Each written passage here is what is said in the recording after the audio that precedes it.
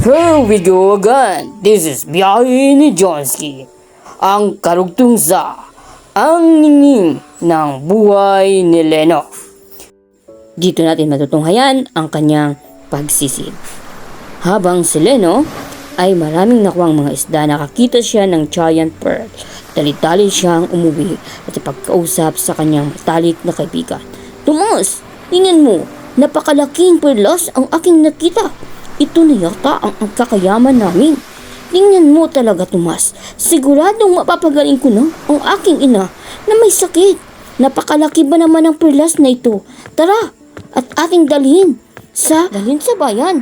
Siguradong ito ay malaki ang benta nito.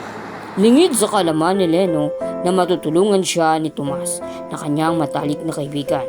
Yung pala ay tatry rin siya nito sa kanilang bilihan.